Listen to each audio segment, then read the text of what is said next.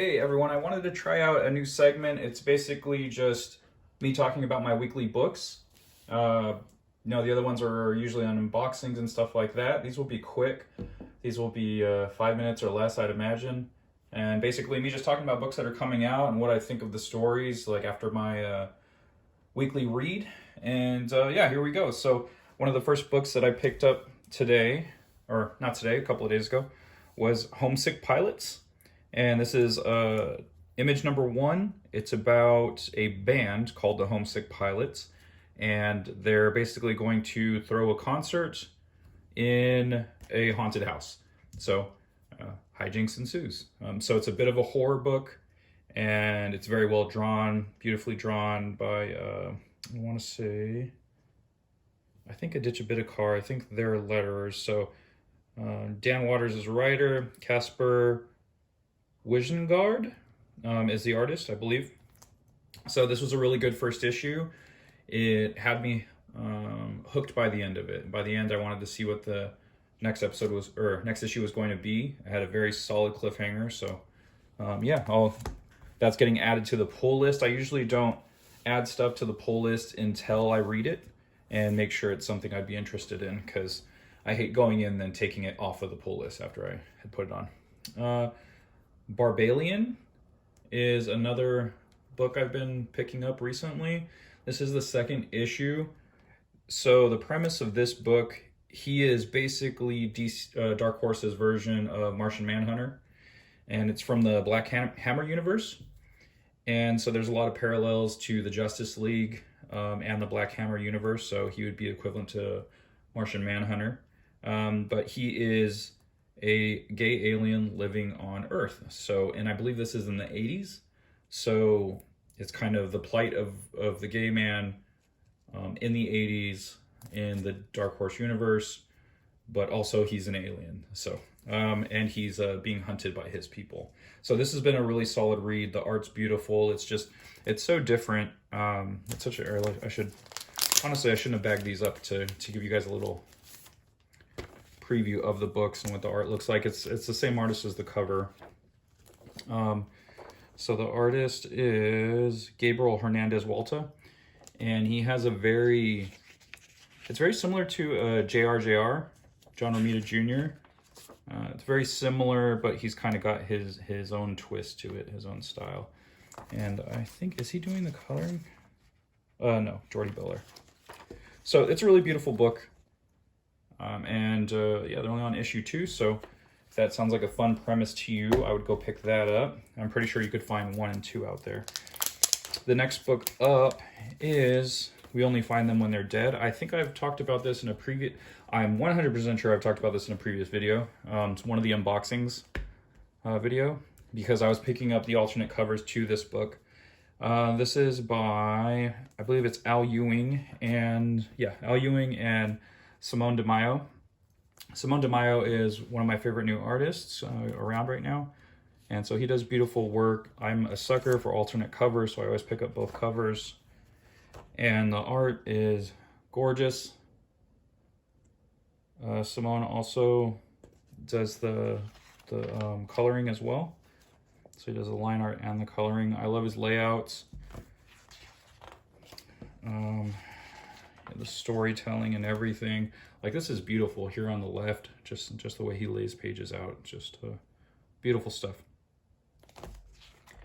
So and then the premise to this, if you didn't see those other videos, basically in this world, people mine the corpses of dead gods, and as the title says, they only find them when they're dead. And so this team is on an adventure to try to find a living god. So that's a really fun story. And the next title is Post Americana. I grabbed 2 covers for this. This is the same team that did Maestros. It was in one of the previous videos I did. I really love that series, and when I found out that Steve Scroce and Dave Stewart were doing another book together, I definitely had to pick it up. So I have Post Americana, and the premise to this, it's like a post-apocalyptic, and there is different classes of people. There is a class that was unknown of that was basically hiding in a mountain bunker over, I don't know how long, maybe a couple of decades, I'm not sure. So they kind of have their own economic system and they have their plans for the rest of the world. And there's people in there that don't believe in those plans. And so they're like the rebellion against this civil, like kind of like the empire in a way. It's like a government or whatever. So they're rebelling against and trying to stop their plans to take over the world, essentially, whatever's left of it. So, but then you get a lot of this stuff. So you get a lot of Mad Maxy type people, like this guy. And his name is the Flying Fuck. So they call him FF, but he's the Flying Fuck. So it's really fun. Really fun art. I'm enjoying the story so far. Also another solid cliffhanger. A lot of these books, it's, you know, it's the recipe, like how good is your cliffhanger? And a lot of the books that I'm continuously reading always have solid cliffhangers. So this is a book that Robert Kirkman and Ryan Ottley talked about on social media. Ottley posted a photo of it on his Instagram, and he said, look for Robert Kirkman's video on YouTube. So I went out and I found it, and I had to pick it up. So it sounds like it's a project that they were doing in secret. It is Solid Blood number 17, and it literally reads like the 17th issue of a story. So when I was a kid, I used to pick up stories all the time, just randomly, whatever issues, and I kind of figured it out. And so this is one of those cases. Like, it doesn't read like an issue 1 or anything like that. It like legitimately reads like an issue 17, and you know, you're able to piece it together. If you do pick this book up, it is on newsprint. Otley did the line art. I don't know if he did the lettering. Let me see. I have a feeling he did this book either before he signed full-time with Marvel, or there was a break in his contract. And so before he re-signed with Marvel, he did some work. Because I know he was doing some cover work for a little bit. And he was like off of the Spider-Man title. So I think he was doing freelance work during that time frame, and then ended up doing this issue with Kirkman. Unless he was able to do multiple issues and there's going to be, like, I don't know, more. Maybe they're going in reverse, or I'm not quite sure. Cliff Rathburn did the inking and coloring. And so I believe he has done work with Ottley before. I think he was his letterer, or his inker on Invincible. So yeah, it's full Ottley. It's a newsprint paper, and it will cost you a pretty penny. So if you haven't bought this book yet, expect to pay at least $15. That's what I paid for this. This was on my pull list. I made sure as soon as Ottley and Kirkman posted about it, I put this title on my pull list, and it was bagged for $14.99.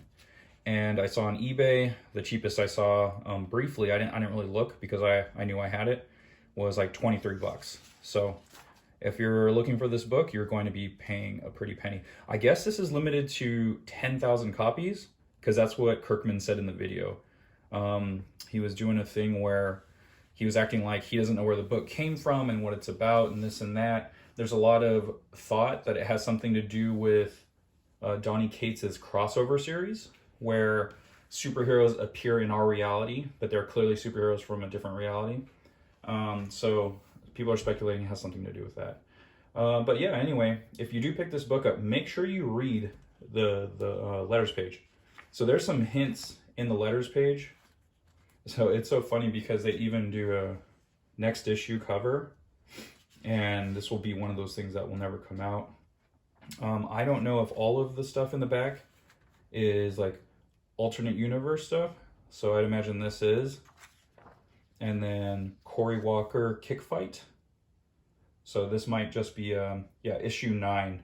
So I've never heard of this title, so this is probably one of those things where it's the alternate universe advertisement. But yeah, so when you read this book, I'll say they even did this is a homage to X-Men number 1, I believe. I think it's an X-Men number 1, Things to Come.